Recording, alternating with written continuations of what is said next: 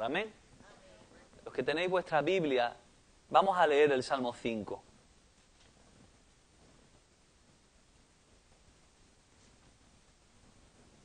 Salmo 5. Escucha, oh Jehová, mis palabras. Considera mi gemir. Está atento a la voz de mi clamor, Rey mío y Dios mío, porque a ti oraré. Oh Jehová, de mañana oirás mi voz. De mañana me presentaré delante de ti y esperaré. Porque tú no eres un Dios que se complace en la maldad. El malo no habitará junto a ti. Los insensatos no estarán delante de tus ojos. Aborreces a todos los que hacen iniquidad. Destruirás a los que hablan mentira. Al hombre sanguinario y engañador abominará Jehová. Mas yo, por la abundancia de tu misericordia, entraré en tu casa. Adoraré hacia tu santo templo en tu temor. Guíame, Jehová, en tu justicia. A causa de mis enemigos endereza delante de mí tu camino. Porque en la boca de ellos no hay sinceridad. Sus entrañas son maldad. Sepulcro abierto es su garganta. Con su lengua hablan lisonjas. Castígalos, oh Dios. Caigan por sus mismos consejos. Por la multitud de sus transgresiones. Échalos fuera, porque se rebelaron contra ti. Pero alégrense todos los que en ti confían. Den voces de júbilo para siempre, porque tú los defiendes. En ti se regocijen los que aman tu nombre. Porque tú, oh Jehová, bendecirás al justo. Como un escudo lo rodearás de tu favor. Amén. Bendito Dios Todopoderoso, estamos delante de ti, delante de tu presencia, Señor. Llenos, completos, Señor, en el poder y en la gracia, Dios mío, que nos ha sido revelada y manifestada a través de tu Hijo Jesucristo, Señor. Gracias, Padre Santo, porque tú estás aquí en esta mañana. Gracias porque tú has sido fiel para cumplir tu cita con nosotros, Señor. En esta mañana, Espíritu Santo, te pedimos, Señor, que tú nos dé la flexibilidad, Señor, de poder ser guiados, Señor, a lo que tú tienes en esta mañana para nosotros. Gracias, Señor, te hemos adorado, Señor, te hemos bendecido, tú nos has hablado, Señor. Y ahora, Señor, vamos a oír tu palabra, Señor. Quita tú todo obstáculo, quita todo impedimento, Señor, y abre nuestros oídos, nuestro entendimiento y nuestro corazón, para que tu palabra sea sembrada y pueda prosperar para aquello por la cual tú la envías, Señor. Gracias, bendito Dios, porque hemos sido convocados con trompeta de Dios en el nombre de Jesús. No en el nombre de una organización, no en el nombre de una denominación, no en el nombre de una idea, sino en el nombre que es sobre todo nombre, en el nombre de Jesús, Señor. Gracias, bendito Dios, en Cristo Jesús nuestro Dios. Amén, amén. Pueden sentarse, hermano, muchas gracias. Me gusta que a veces nos levantemos para leer la palabra de Dios, porque creo que la palabra de Dios, aparte de ser la carta de Dios y el mensaje de Dios para nosotros, merece reverencia. Amén. Porque es precisamente palabra de Dios. Este salmo, el Salmo 5, hermano, me emociono porque hay una cantidad de riqueza. No sé si voy a ser capaz de poder compartir y transmitir todo lo que me he sentido ministrado y todo lo que el Señor me ha dado la oportunidad en esta semana de disfrutar y de ahondar. He tenido una experiencia tremenda esta semana con este salmo porque yo no sé ni siquiera por qué lo había elegido y me tocaba en un devocional que hice el martes, pero el Señor me fue dirigiendo y el Señor me fue confirmando y me dijo que Él quería que esta era la palabra que tenía para su iglesia hoy. Y a medida de eso Dios me ha ido ministrando y a través de la meditación en su palabra de una manera tremenda. Vemos aquí en el Salmo 5 que tiene un título, la plegaria pidiendo protección, incluso el encabezamiento siguiente que pone al músico principal sobre Neilot, que es un salmo de David. Y este salmo, que es posiblemente un salmo biográfico, está en el himnario judío porque después se cantaba y pertenecía a los cánticos, incluso a los tipos de oraciones que en la historia de la liturgia, de la religión y de la oración del pueblo de Israel se hacía. Neilot tiene un significado un poco incierto, posiblemente sea un canto que está dirigido, y así lo dicen las traducciones más modernas, ¿no?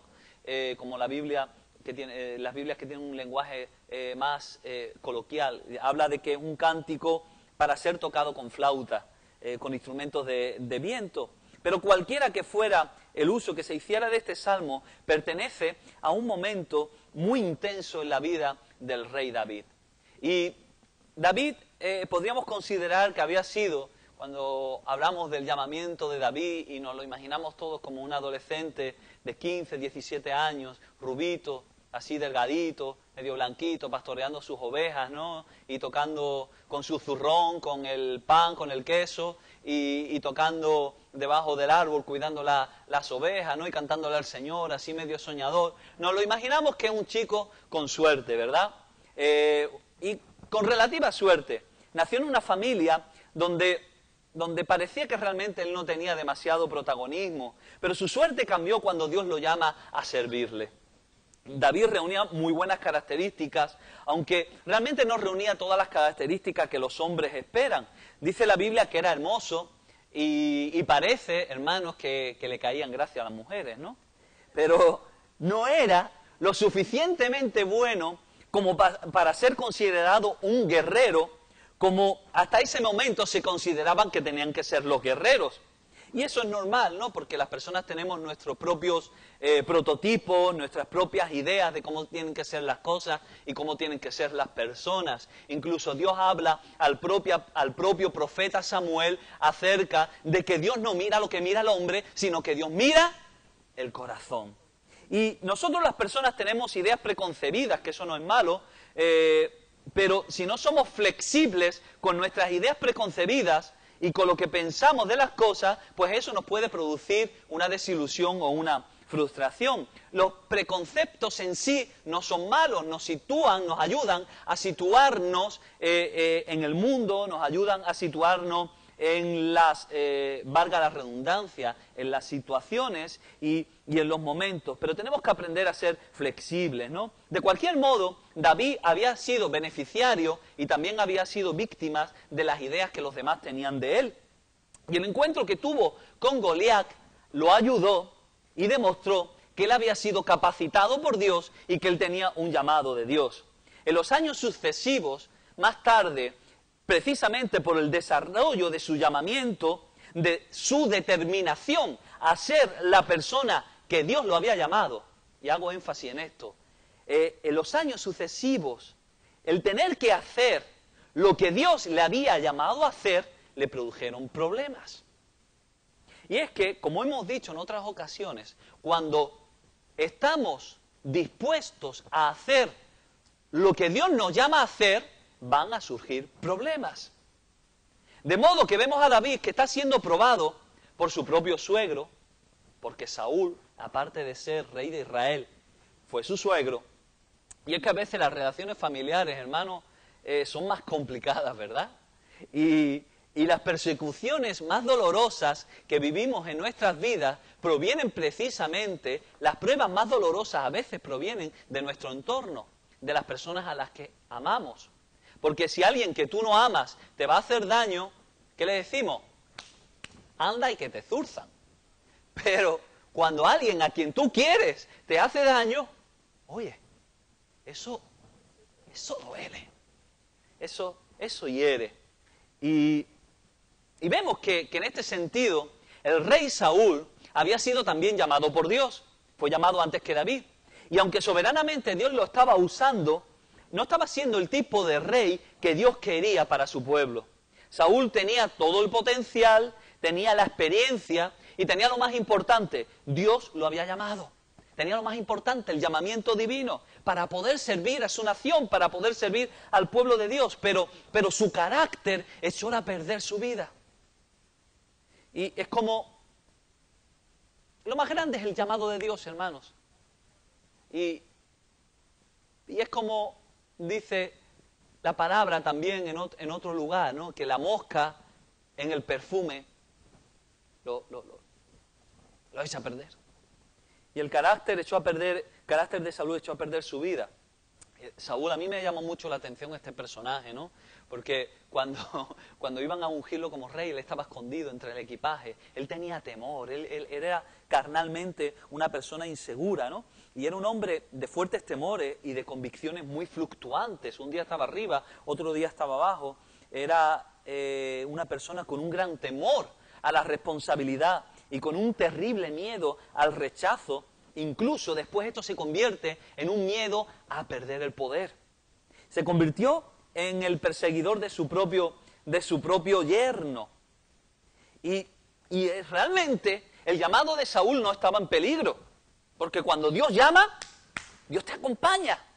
Cuando Dios te envía, Dios te capacita, Dios está contigo. Dios no te dice, Moisés, ve a liberar a mi pueblo y apáñatelas. No, ve a liberar a mi pueblo que yo estaré contigo. ¿Qué tienes en tu mano? Esto, lo otro. Bueno, yo te voy a capacitar. ¿Que eres tartamudo? Pues yo te voy a buscar esto, que yo te voy a buscar lo otro. Si Dios te envía, si Dios te llama, Dios te acompaña. Pero él no estaba mirando la provisión de Dios, no estaba mirando la capacitación de Dios, no estaba mirando el poder de Dios, estaba mirando sus propias debilidades. De manera que cogió y empezó a perseguir a David porque David se estaba haciendo popular. Y él no fue capaz de confiar en las promesas de Dios plenamente. Le tomó celos, unos celos terribles. Leemos en 1 de Samuel 18, el versículo 28, dice, pero Saúl, viendo y considerando que Jehová estaba con David y que su hija Mical, la hija de Saúl, la mujer de David, porque claro, él le regaló, entre comillas, a su hija por el premio de haber matado, ¿no?, a Goliat y demás, y considerando que su hija lo amaba, versículo 29, tuvo más temor de David. Y fue Saúl enemigo de David todos los días. Lo persiguió. No fue capaz de ver las cosas con perspectiva. No fue capaz de ver el propósito de Dios. Se dejó guiar por sus temores. Le tomó los celos. Incluso le hizo la vida imposible, le quitó a su gran amigo Jonatán y se interpuso entre la amistad que había entre Jonatán y David. Y la persecución de David llegó a ser tan intensa, hermanos, que David tiene que huir a tierra de sus enemigos y vamos a leer un poquito más adelante, en 1 Samuel 21, a partir del versículo 10, cómo incluso el rey de Gad teme ante la presencia de David. Vamos a leer 1 Samuel 21, del 10 en adelante. Y levantándose David aquel día, huyó de la presencia de Saúl y se fue a Aquis, rey de Gat. Y los siervos de Aquis le dijeron, ¿no es este David el rey de la tierra? ¡Wow, hermanos, qué título! ¿No es este David el rey de la tierra? Pero yo me pregunto, ¿por qué David era tan popular? ¿Por qué David lo llamaban así el rey de la tierra? Había un llamado de Dios, había un respaldo de Dios. ¿No es este de quien cantaban las danzas diciendo, hirió Saúl a sus miles y David a sus 10.000? Y David puso en su corazón estas palabras. Quiere decir esta expresión que David oyó las palabras, ¿no?, y que las guardó y que las estuvo meditando. Y que por eso dice, continúa el versículo 12 diciendo, y tuvo gran temor de Aquis, rey de Gat. Versículo 13.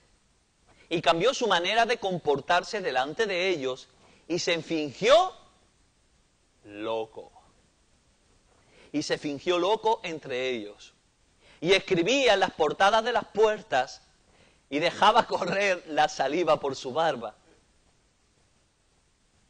¿Alguien quiere hacer una demostración? Y dijo Aquis a sus siervos, he aquí veis que este hombre es demente, ¿por qué lo habéis traído ante mí? ¿Acaso me faltaban locos para que hayáis traído a este también que se haga loco delante de mí? ¿Había de entrar este también en mi casa, en mi palacio? Otro más. ¿Qué pinta este en mi palacio? Dice la versión de la palabra. ¿Qué pinta este delante de mí? La desesperación llega a tal punto, hermanos. La desesperación de David, que David más adelante tiene que esconderse. Leemos en el versículo siguiente del capítulo 22, tiene que esconderse en la cueva. Dice, David se marchó de allí y se refugió en la cueva de Adulán. Y todos sabemos lo que ocurre en esa cueva y cuál es el resultado. De modo que ahora mismo a nosotros, cuando escuchamos la palabra Adulán, nos suena suave, ¿verdad? Nos suena tierna. Incluso nos puede sonar como algo tierno y conmovedor. Pero eso lo estamos leyendo porque conocemos el final de la historia y sabemos lo que se produce en la cueva de Adulán y lo leemos filtrado por nuestros propios sentimientos. Pero Adulán era un lugar donde se escondían los sinvergüenzas.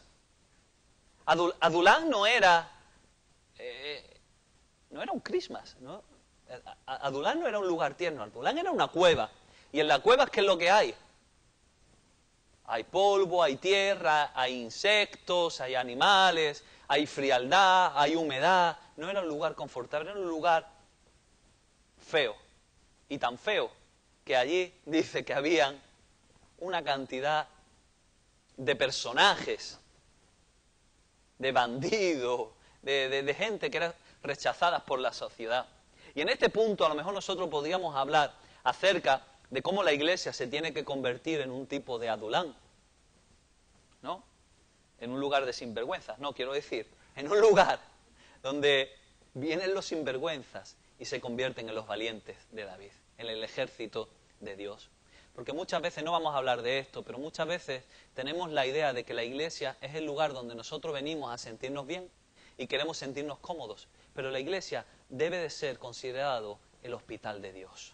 Somos la familia de Dios, somos el pueblo de Dios, somos la niña de los ojos de Dios, somos todo eso. Pero la iglesia no es una institución para nuestra comodidad. Es un lugar donde vienen los enfermos que tienen que ser sanados. Y así lo enseña nuestro Señor Jesucristo cuando dice, yo no he venido a sanar a los que ya están sanos. No son los sanos los que necesitan de médicos, sino los enfermos. Y nosotros estamos en ese punto, pero eso es cuestión de otro estudio. En este contexto, en la vida desesperada de este hombre, de David, en este contexto, en la vida de un hombre que está desesperado, es que leemos el Salmo 5, que dice, atiende, Señor, a mis palabras. Atiende, Señor, a mis palabras. Toma en cuenta mis gemidos. Este salmo que hemos dicho que pertenece al linario judío fue originalmente una oración, pero la estructura en la que se divide el salmo, lo vemos aquí en nuestras Biblias, que está dividido pues en unas 5 partes, ¿verdad? Nos ayuda a entenderlos mejor. Vemos una primera parte, que es esa petición que Dios hace a David para ser oído. Vemos que David presenta, en el segundo párrafo, hace una presentación de su caso. Después que él tiene unas palabras donde declara su confianza en Dios, que él expresa en el cuarto párrafo su petición delante de Dios. Y por último, que hay una alabanza por la futura intervención de Dios. Pero, ¿qué podemos aprender de una manera sintética, hermanos, de este salmo? Porque queremos aprender lo que la palabra del Señor tiene para nosotros. ¿Amén? ¿Qué lección nos da la palabra de Dios a través de la vida y de la oración del rey David? Podemos dividirlo y sintetizarlo en 3 partes. Y vemos que hay una oración de David, que es una oración intensa. Después vemos también que hay una confianza en el conocimiento de Dios. Y por último vamos a ver que hay una esperanza en el salmista. Lo primero que aprendemos de este salmo, y lo aprendemos en los 3 primeros versículos, hermanos, por las palabras que el rey David está usando, porque habla mucho aquí de palabras. Esta sección habla fundamentalmente de eso. En estos 3 versículos nos encontramos 6 expresiones que hablan acerca de palabras. Si leemos, vemos que viene palabras, gemir, voz, clamor, oraré, y otra vez dice voz. En esta primera sección vemos que hay que orar intensamente. Y aquí nos hacemos una pregunta que es clara. ¿Cómo debo orar? Intensamente. Vemos que el énfasis está puesto en la necesidad que tiene el futuro rey de Israel de expresarse delante del Señor y de él llevar todo lo que él tiene en su corazón. David necesita ser atendido por aquel que tiene el control absoluto de todas las cosas. Yo no sé si tú te has sentido alguna vez con esta necesidad de ser atendido urgentemente por Dios. Cuando te duele el costado de una manera que no te puedes ni doblar y que no te puedes poner de pie, enderezar, ¿qué es lo que haces? Te vas para el médico porque necesitas ser atendido por el médico. Si necesitas hacer tus impuestos anuales, ¿a dónde acudes? Al Publix. Ah, no, el Walmart, que es más grande. No, ¿dónde acudes? Acudes a un experto. Y de la misma manera, el Señor también ha levantado personas en su iglesia, ha levantado ministerios para que podamos a pedir consejo. Ancianos, líderes, pastores, maestros, personas maduras en el Señor. Pero hay personas que lo que hacen es que acuden a otras cosas. Hay personas que van y le cuentan a sus familiares, lo cual no es tan mal, pero son personas que a lo mejor no tienen la sabiduría, no tienen la experiencia, no tienen la capacitación dada por Dios para poder ayudar y aconsejar de una manera sabia. Y de esto habla mucho la Biblia acerca del consejo y ante quién tenemos que buscar consejo. Lógicamente la persona que es carnal va a dar consejos carnales, pero la persona que es espiritual va a dar un consejo espiritual. ¿Y sobre quién te apoyas tú? ¿A quién acudes cuando tú necesitas ayuda? Hay gente que se apoya en el alcohol. Y hay gente que para estar alegre necesita alcohol o necesita droga, o hay personas que lo celebran de otra manera. ¿Cuál es nuestro apoyo en medio de nuestras dificultades? El rey David estaba en un punto en el que él estaba gimiendo. Estaba gimiendo de dolor, de manera que él necesitaba una intervención que tenía que ser milagrosa. ¿Quién es aquel que puede cambiar el curso de la historia, hermanos? ¿Quién es aquel? ¿Quién es el único que puede hacer milagros? ¿Quién es el único? ¿Quién es aquel a quien el mar y la tormenta obedecen? Si yo necesito un milagro, ¿a quién voy a acudir? Hermanos, me voy al Publix. Al único que yo puedo ir y pedir es al Señor. Al único que le puedo pedir que intervenga de una manera milagrosa es el Señor. Y no estoy diciendo que con esto no tengamos que hablar con nadie. No, todo lo contrario. Pero hay cosas que solamente Dios puede hacer. Escucha con atención mi gemido, mi queja. Dice en otras versiones que es gemir. Es expresar naturalmente, dice, con un sonido, una voz lastimera, la pena y el dolor. El segundo versículo dice, la voz de mi clamor. Que es de otra manera, es como decir, el ruego de mis gritos. Hay desesperación. Dice, por tanto, a ti oraré, voy a ti voy a estar rogando, a ti voy a estar suplicando, Señor. El gemido tiene que ver con el dolor intenso, ¿verdad, hermanos? Tengo aquí una cantidad de versículos en el Antiguo Testamento que habla, y todos están relacionados con el dolor, ¿no? Como la mujer encinta, dice el profeta Isaías 26:17, se acerca al alumbramiento, dice que gime. El Proverbios 29:2, que cuando los justos dominan, el pueblo se alegra, mas cuando domina el impío, el pueblo gime. En los Salmos hay un montón de versículos que también tienen que hablar con lo mismo, con el gemido de los menesterosos, con el gemido, con el dolor. Todos están asociados. Pero en el Nuevo Testamento hay un caso particular que a mí me llama mucho la atención, de alguien que gime. Y el gemido tiene que ver con el dolor. Leemos en Marcos 7:34, cuando Jesús va a sanar al sordomudo, que dice, y levantando los ojos al cielo, gimió. ¿Quién gimió? Nuestro Señor Jesucristo.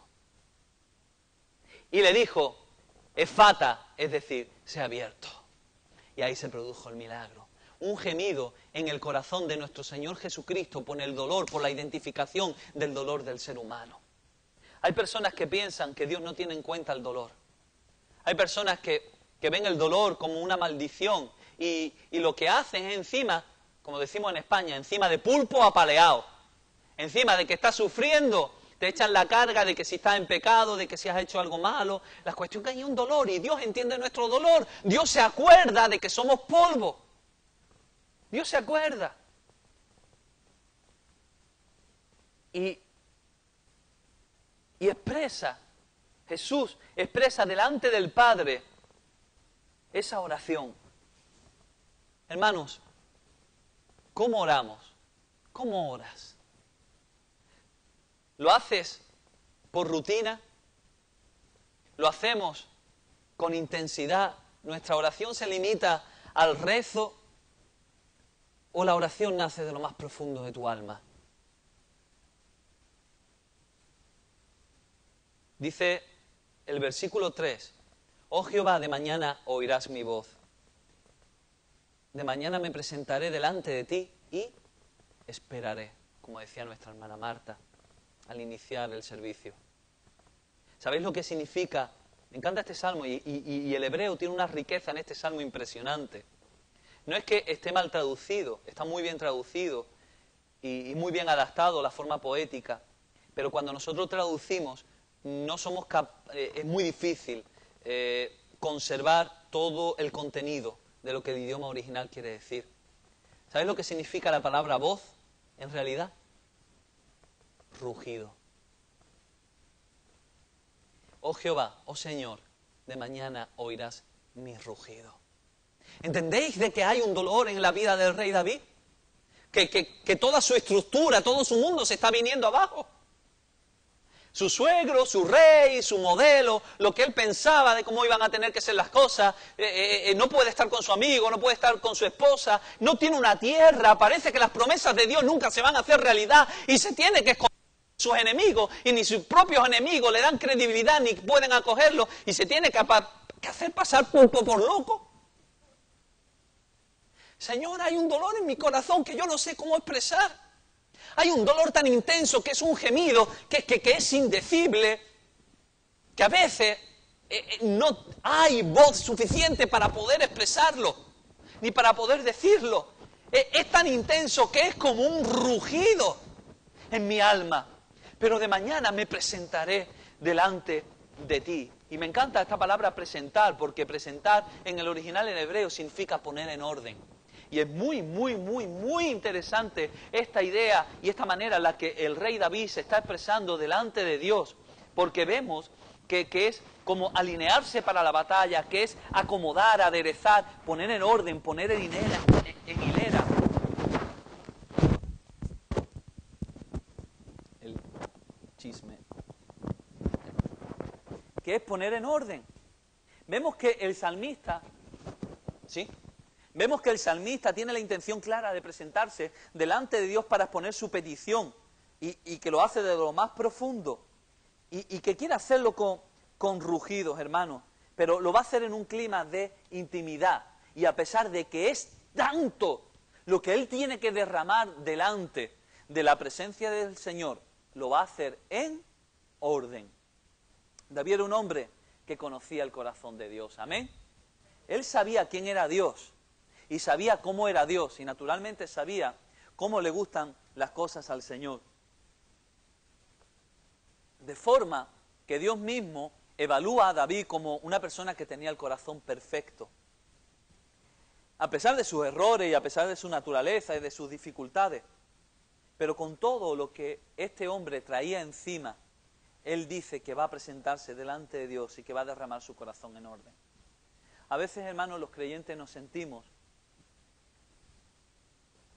con una confianza excesiva con el Señor. Y hablamos en nuestras oraciones con el Señor de cualquier manera. Aun teniendo el privilegio de ser templo del Espíritu Santo, donde estamos con el Señor 24/7, ¿no? Todos los días de nuestra vida, lo hacemos con cierta irreverencia. Y a veces eso pasa en los cultos, en nuestros servicios de adoración.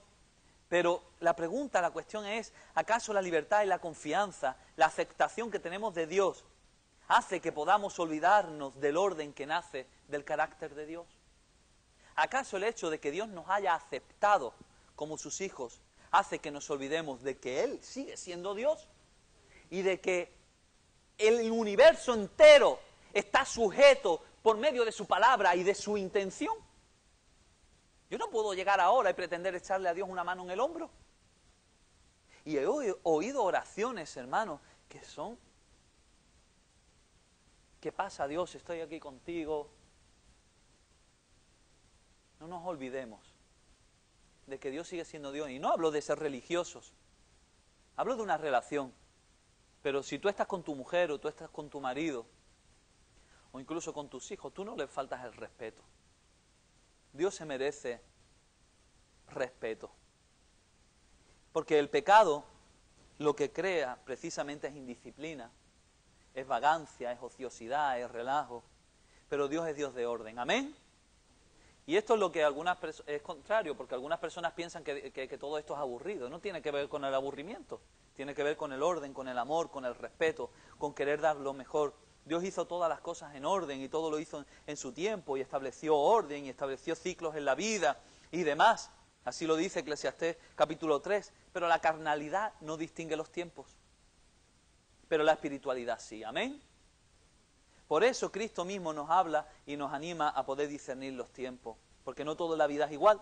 Los cambios forman parte del crecimiento y del desarrollo espiritual. Hablamos de orden. Me presentaré delante de ti, Señor. Lo haré en orden.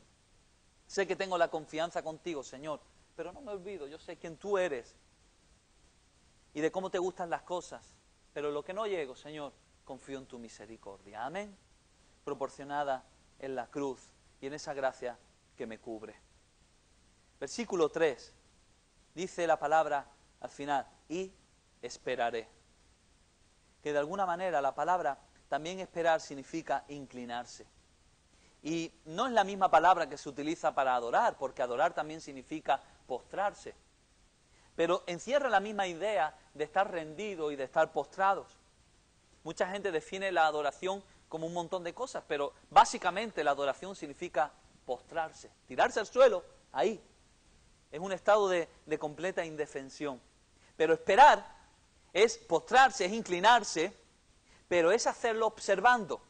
No es algo pasivo, porque el que espera no desespera, sino que es algo que está siendo activo. Es como cuando un centinela estaba haciendo guardia, está esperando.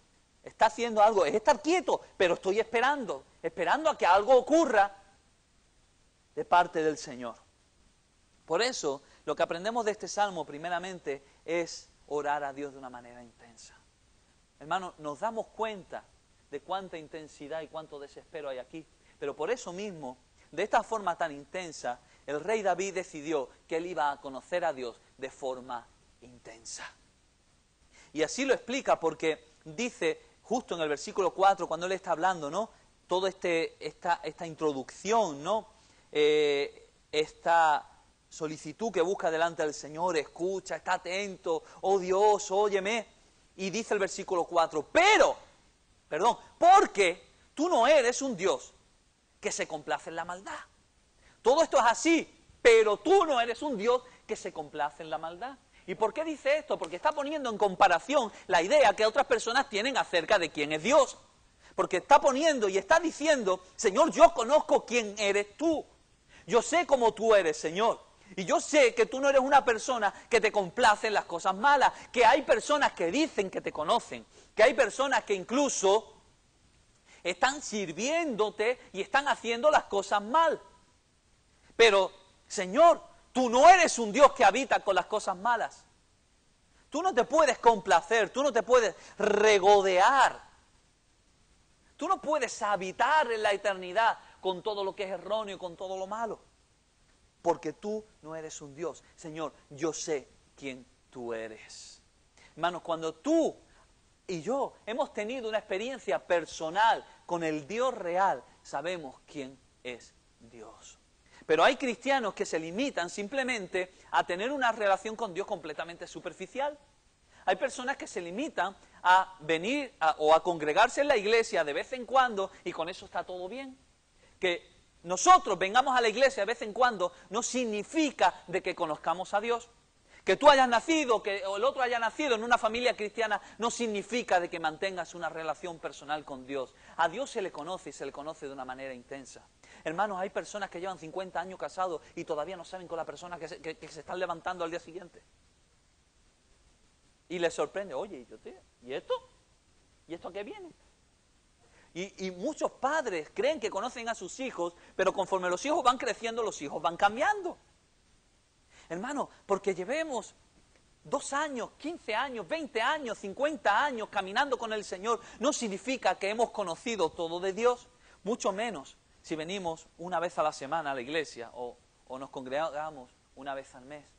Necesitamos conocer a Dios con intensidad. Y déjame decirte una cosa, cuando tú conoces a Dios en intensidad, tú sabes cuándo las cosas son de Dios y cuándo las cosas no son de Dios. Y porque dice la palabra del Señor que por sus frutos los conoceréis. Y es necesario, y eso el Espíritu Santo enseña nuestro Señor, que dice que nos guiará a toda la verdad. Porque tú no eres un Dios que vive complacido en la maldad, dice otra traducción. Todo lo que es malo no es posible, Señor, que esté contigo. David demuestra que conoce la naturaleza del amor, de la edificación, de la bondad de Dios, hasta el punto de que Él está poniendo en perspectiva todo su sufrimiento. Todo el desastre lo está poniendo en una perspectiva temporal. Lo doloroso, ¿por qué? Porque no pueden habitar ni pueden estar en la misma eternidad del Dios Todopoderoso, que es realmente la palabra que aquí utiliza en el original hebreo. Aquí está traducido como Dios, pero realmente la palabra es Todopoderoso.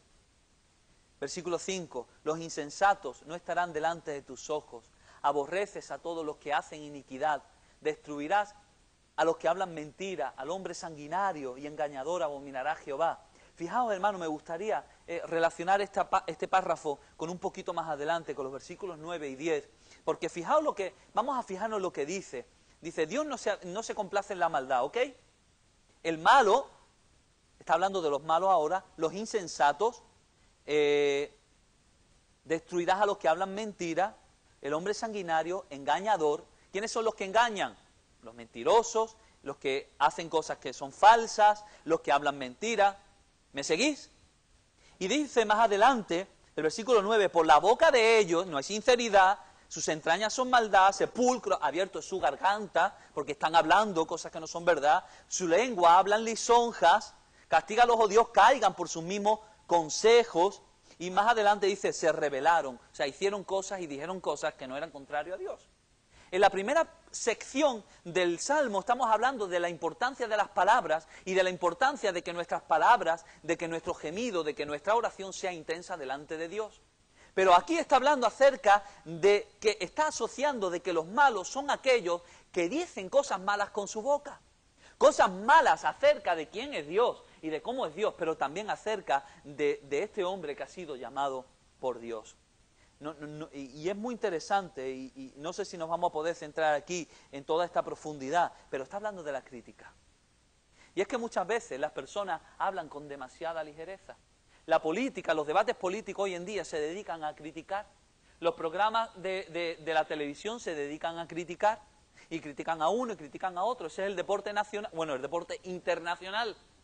Y muchas veces esto, en medio de toda esta cultura de este siglo, eso se mete en nuestras cabezas, se mete en nuestras vidas, en nuestras congregaciones. La crítica es contraria al consejo de Dios, hermanos. Eso es así. La crítica, no podemos vivir nosotros en la misma corriente. Dice la palabra del Señor que tenemos que renovar nuestra mente conforme a la mente de Cristo. Y con la mente va la lengua. Una misma fuente no puede echar agua dulce y agua amarga. Una persona no puede servir a dos señores.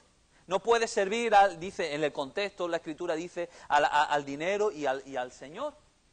Pero no podemos alabar a Dios con nuestra lengua y criticar a nuestro hermano con la misma lengua.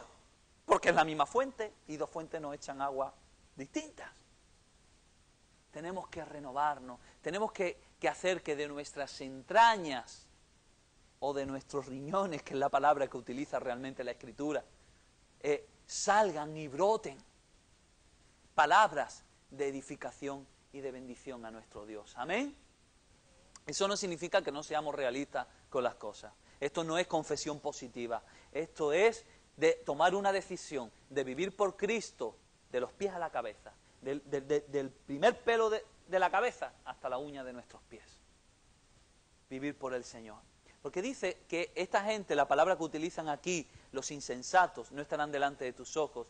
Precisamente la palabra que utiliza en hebreo, con todo esto, es necio, arrogante, personas que hablan de forma elogiosa. O sea, personas como que, no sé si vosotros utilizáis esa palabra, los pelotas, ¿no? Las personas que se acercan a otra persona con la intención de obtener algo a cambio.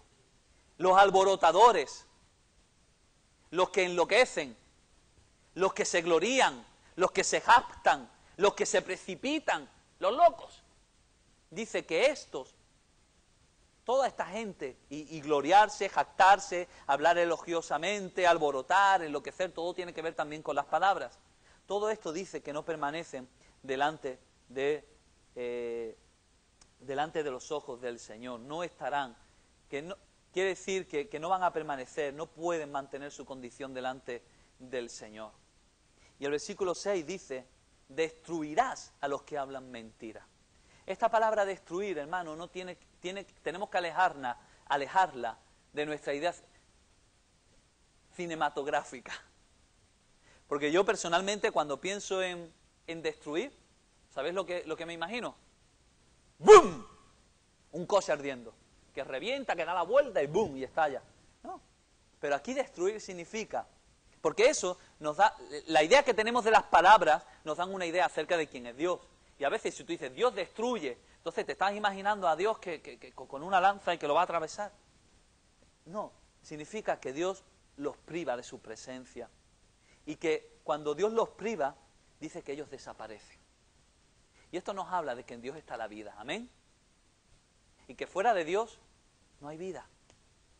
Y que cuando las personas se comportan de una manera que a Dios no le agrada, Dios no habita con la maldad. Y si una persona, aunque se llame cristiano, habita en la maldad, Dios no puede recibirlo. Por eso dice Cristo que en los últimos tiempos dirá a los de su izquierda, apartaos de mí, porque tuve hambre, no me disteis de comer, etcétera, etcétera, etcétera.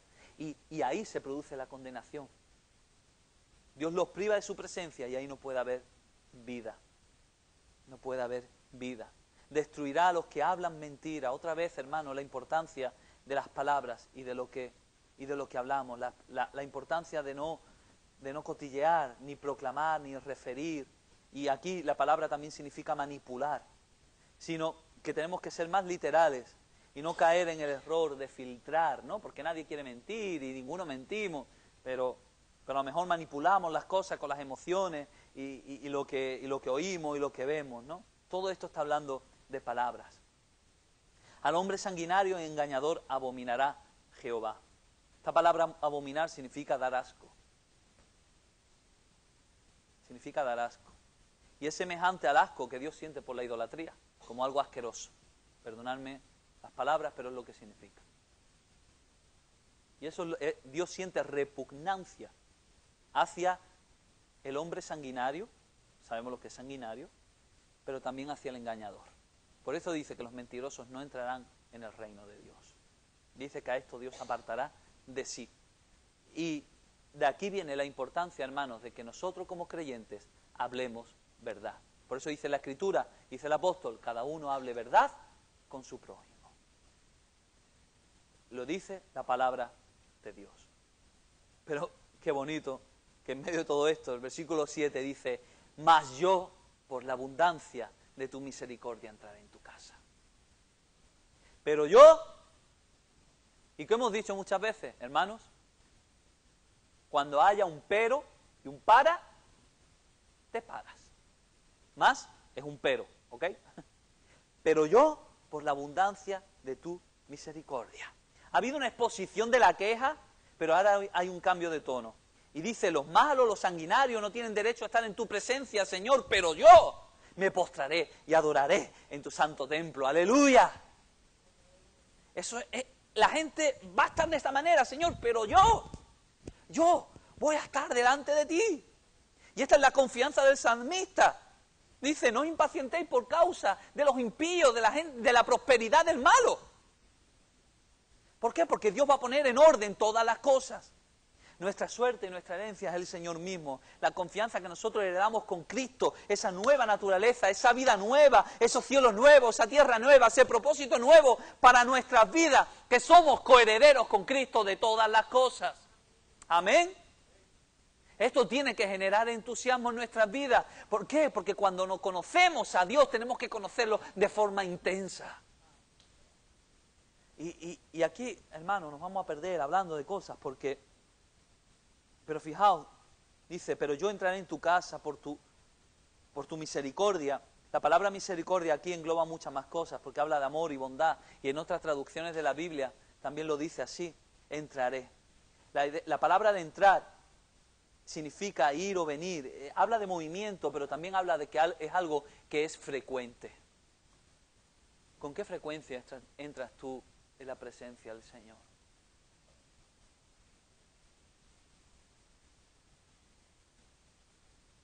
¿Con qué frecuencia entras tú delante de la presencia del Señor? ¿Os acordáis de Elías? ¿Qué dijo Elías, hermanos? Esa famosa frase. Vive Jehová, en cuya presencia estoy. Eres templo del Espíritu de Dios. No apagues, no ahogues la presencia del Señor en tu vida. No ahogues la presencia del Espíritu Santo con tus palabras. Magnifica, ensancha la tienda de tu vida con tus palabras, dando gloria al Señor Dios Todopoderoso. Pero yo me postraré y adoraré. La palabra esta de entrar es una palabra que es muy difícil traducir. Habla de movimiento y de frecuencia, pero hermano, tengo que meterme en esto. Habla de un hueco, ir hacia un hueco. Y es una palabra compuesta por dos palabras, el hueco. Pero ¿sabéis cuál es el otro hueco que es más difícil todavía de traducir del hebreo? La niña de tus ojos. Pero yo, y permitidme que me tome la libertad aquí de traducir lo que quiera. Pero yo, por tu gran amor, puedo entrar en la niña de tus ojos.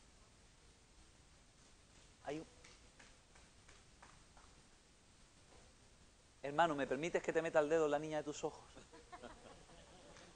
¿Quién va a tocar la niña de los ojos de Dios? Si tú entras y Dios te da permiso para que habites, para que entres dentro de la niña de los ojos de Dios, en el hueco donde nadie puede tocar, ¿quién va a tocarte? Pero eso es una decisión. Y ahí no entran los que cotillean, ahí no entran los que hablan mal, ahí no entran los que tienen falsas ideas y piensan de que Dios es malo y de que Dios es manipulable, etcétera. Ahí entran los que han conocido a Dios de veras. Por eso la importancia de los 3 primeros versículos de, oh Jehová, delante de ti clamo, tú vas a oír mi voz, delante de ti voy a expresar mi ruego, mi rugido, Señor. En la niña de tus ojos, en tu santo templo, yo me voy a postrar. Yo me voy a postrar.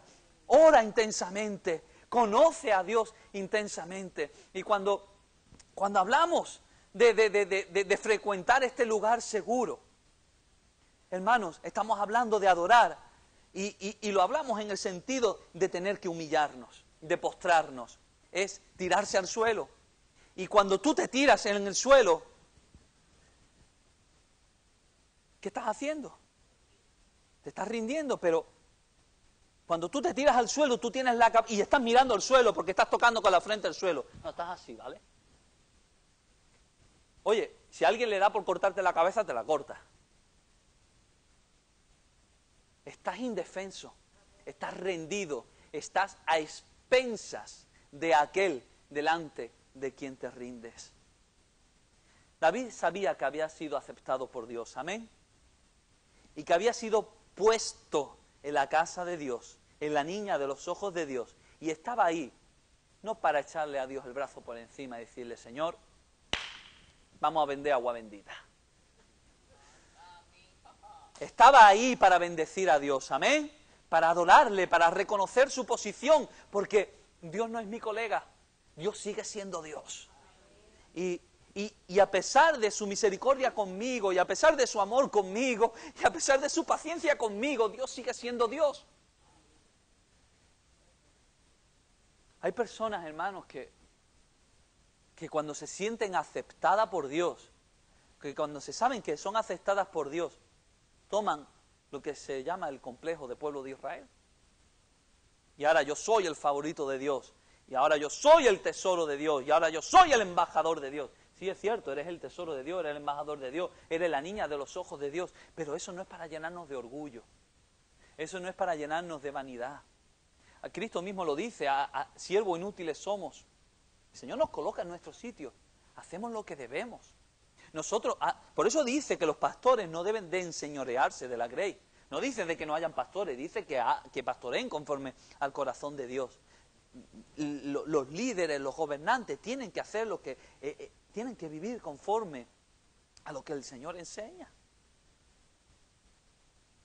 De otra manera, hermanos, se está ofreciendo delante de Dios fuego extraño. Permitirme que traiga esta figura, ¿no?, del Pentateuco. Cuando nosotros, el cristianismo está tomando una corriente muy rara y poniendo demasiado énfasis en la misma persona. Y ya vamos a ir acabando, ¿vale? No os preocupéis. Pero el énfasis, y hoy en día con los medios de comunicación, con todo de la marca personal y incluso de cosas que son necesarias hacer, ¿no?, porque es normal. Pero a veces se pone demasiado énfasis en la persona. A veces se pone demasiado énfasis en el ministerio. A veces se pone demasiado énfasis en el ser el hombre, en el hombre. Y el énfasis no es el hombre, el énfasis es el Señor. En que Cristo murió en la cruz. Y que eso es locura, pero es poder de Dios. ¿Amén? Y en los méritos de Cristo, porque Él me toma y porque Él me posiciona en su casa, es que yo adoro. Ahora están los salmistas no sé qué, los salmistas no sé cuánto, y los congresos de esto, y los congresos de lo otro, y los predicadores de acá, y los predicadores de allá, y yo doy gloria a Dios por todo esto. Pero el énfasis no tiene que ser el hombre, el énfasis tiene que ser el Señor. Cuando nosotros nos postramos, estamos poniéndonos a disposición delante del Señor. Y de alguna manera, todo esto que es una imagen física, lo tenemos que trasladar a la imagen espiritual. Cuando tú te postras delante del Señor, cuando tú estás adorando, igual que cuando estás levantando las manos. Es bíblico levantar manos, pero ¿qué estás haciendo? Como cuando van a atacar a alguien, levanta las manos. Estás rendido. Señor, yo en ti confío.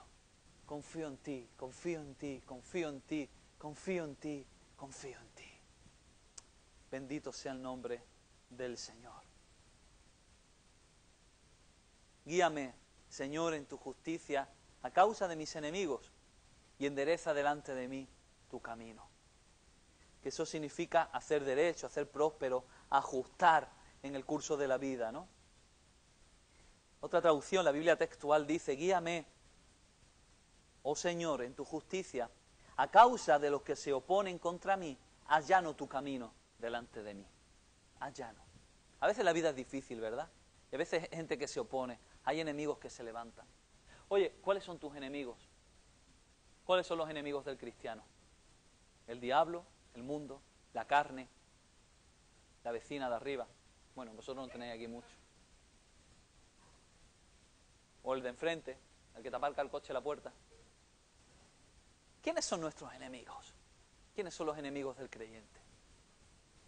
Lo dejo ahí para reflexión, para no ahondar. Hemos visto lo que aprendemos de este salmo. Ora intensamente. Las palabras tienen importancia, pero conoce a Dios intensamente. Y el último punto, que lo vemos en los versículos 11 y 12, es confía en Dios intensamente. Nuestra hermana Marta dirigida por el Señor, hablaba de 3 cositas al principio: creer, confiar y esperar. Hermanos, dice el versículo 11, pero alégrense todos los que en ti confían. Confiar es creer. Den voces de júbilo para siempre, porque tú los defiendes. En ti se regocijen los que aman tu nombre, porque tú, oh Jehová, bendecirás al justo, como un escudo los rodearás de tu favor. Aquí habla de júbilo, hermanos.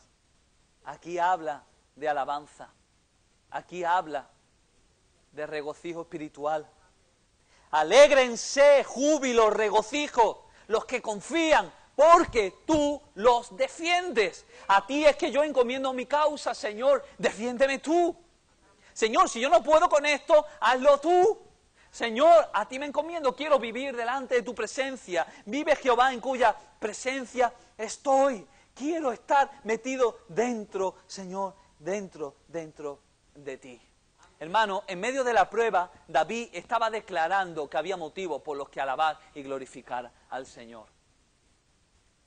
Dentro de la misma prueba, hermanos, David estaba reconociendo que él tenía un dolor en su corazón que era como un gemido intenso, que había un rugido. Y él decidió de que no iba a conformarse simplemente con limitarse con lo que otros de Dios decían, porque él había experimentado el poder del Todopoderoso. De manera que él en medio de todo eso, él es sincero y no dice que todo está bien, ve que hay cosas que están mal, pero él decide poner su esperanza en la futura liberación de Dios. En medio de tu prueba, en medio de tu dolor, en medio de tu dificultad, en medio del momento en el que estamos viviendo, ¿dónde estás poniendo tu mirada? La estás poniendo. ¿Estás poniendo tu perspectiva en medio de las circunstancias que estás viviendo? ¿O estás poniendo tu confianza, tu perspectiva en las promesas de Dios? Vamos a ponernos de pie, hermanos.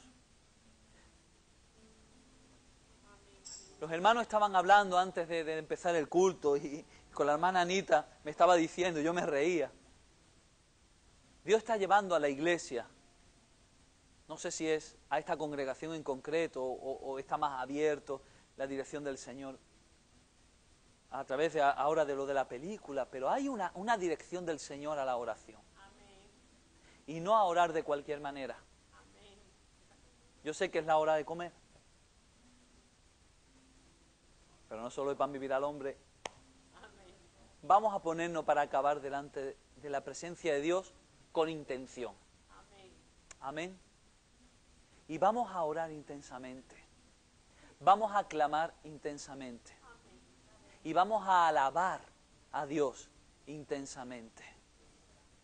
A lo mejor hay cosas por las que ni siquiera tenemos el deseo de dar gracias. Pero vamos a darle gracias por su futura liberación. Porque ahí, de esa manera, estamos ejercitando nuestra fe como un músculo que tiene que desarrollarse y ponerse fuerte. Dar voces de júbilo para siempre, porque Dios nos defiende. Y regocijarnos. Dice el Salmo, que se regocijen en el Señor los que aman su nombre. ¿Hay alguien aquí que ame el nombre del Señor?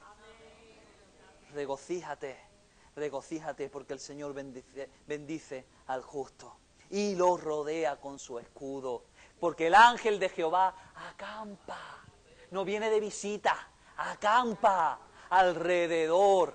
Yo no tengo, hermana, yo no tengo la facultad de rodearte, pero Cristo sí, tiene la facultad de rodearte, acampar alrededor por medio de su Espíritu.